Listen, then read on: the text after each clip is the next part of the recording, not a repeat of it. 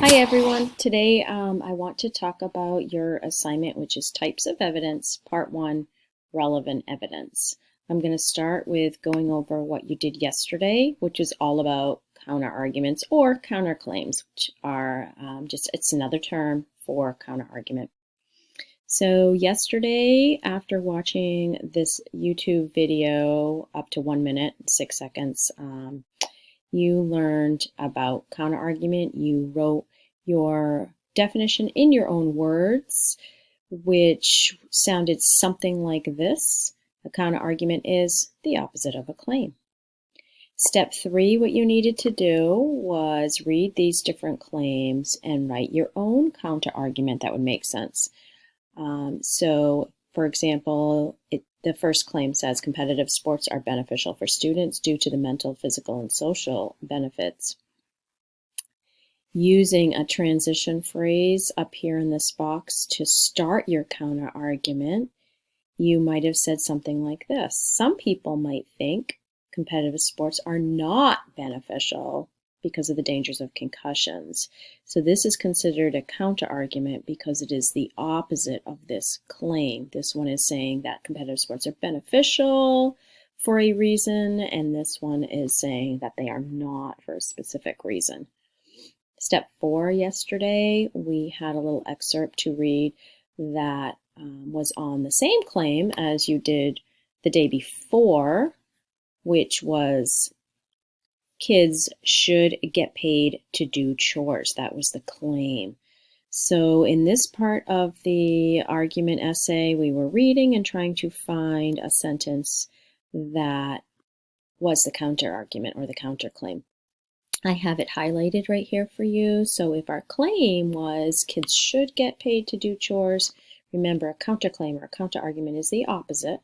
So it would be that no, kids should not get paid to do chores. Kids should do chores for free. This statement right here would then be considered the counter-argument. So you probably found that and typed it down here or highlighted it for me.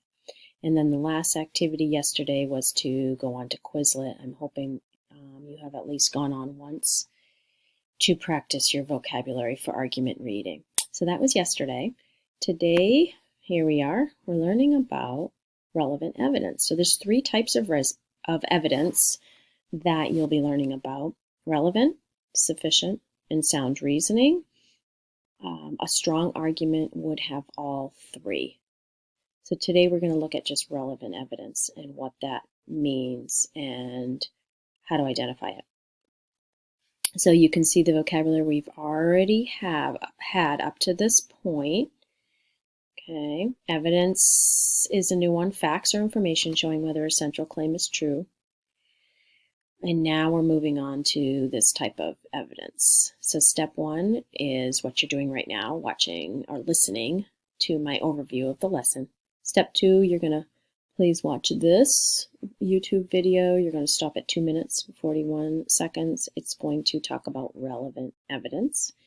After watching that, you should be able to write a definition of what relevant evidence is in your own words. This step is very important as well. This one shows you examples of types of different evidence and how to assess if it's relevant or not. So for example, one time, here is our claim, the most important part, because everything is based on your claim. Eating too much candy makes you sick. Okay, so thinking about that. This evidence, in order for it to be relevant, has to support it. One time my brother ate 60 Kit Kats and nothing happened. Is this evidence relevant to the central claim? Yes or no? The answer is no. Why? It opposes the central claim, so it's not supporting it. It's actually supporting what the counterclaim might be. The second one, I like Hershey bars best. All right. So is this evidence relevant to the claim? Eating too much candy makes you sick? No, because it's more of just an opinion. It does not support the central claim. My sister collected 3 bags of candy yesterday. Well, That possibly could if there was a little more to it.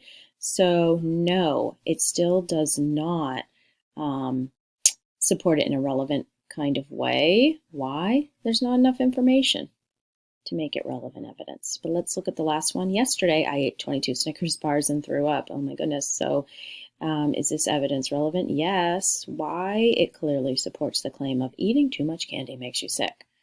Okay, so your last step, you're going to try this out yourself. Remember that this is the most important part because relevant evidence has to support the claim. Here's the claim. Kids should get paid to do chores. So again, this is the one we've been looking at with our essay for the last 2 days. So here are 4 pieces of evidence. Your job is to decide, is it relevant? Why or why not? Okay, so David's friend gets paid to do his chores. You're thinking, does that support, is that enough to be relevant evidence? Zach bought himself a new phone with the money he saved from doing his chores. Chloe wasn't able to do her homework tonight because she had to finish all of her chores. Yesterday, my mom gave me $5 for washing the dishes. Okay, again, keep kind of going back up to these examples and looking at how I rated them as far as were they relevant and why or why not. And that will help you finish this.